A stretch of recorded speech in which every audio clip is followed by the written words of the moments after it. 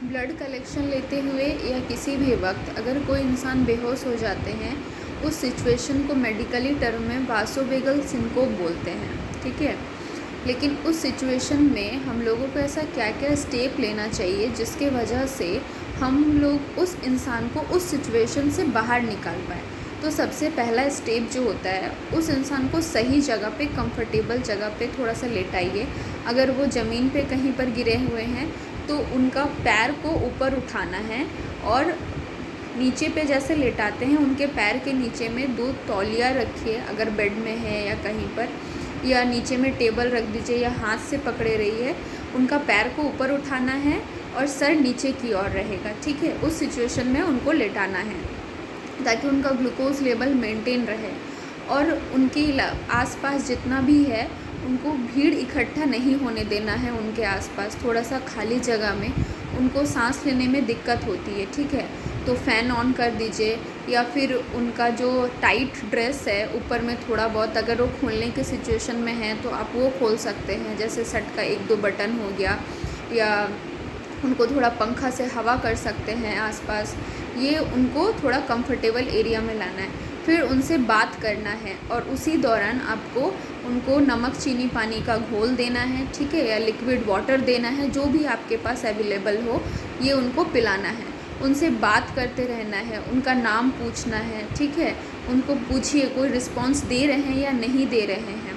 और फिर उसके बाद उनको एक चेक करने का तरीका है कि उनका सांस चल रहा है या नहीं चल रहा है।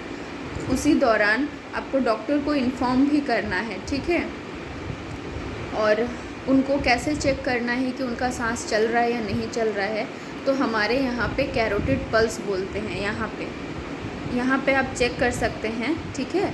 और एक होता है हमारा रेडियस आर्टरी, यहाँ पे 2 ठो दिख रहा होगा, यहाँ पे एक ऐसे यहाँ पे दबाइएगा तो आपको फील होगा कि हमारा ब्लड सर्कुलेशन हो रहा है।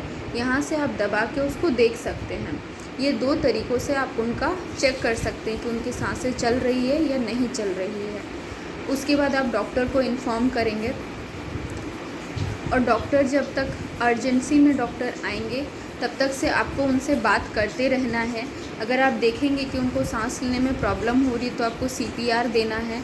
CPR आपको कैसे देना है वो एक अलग वीडियो में बताऊंगी कि CPR कैसे देना है। आपको तब तक CPR उनको देना है और आपको उनसे बात करते रहना है, रिस्पॉन्स लेते रहना है, वो क्या रिस्पॉन्स दे रहे हैं और ये क्यों होता है और इसमें और क्या क्या हम लोग इसको दे सकते, कुछ मेडिसिन दे सकते, कुछ इंजेक्शन दे सकते हैं जिससे कि वो बाहर आ जाए। लेकिन वो इंजेक्शन्स और मेडिसिन जो है वो डॉक्टर के प्रेस्क्राइब में ही आपको देना है, खुद से नहीं देना है।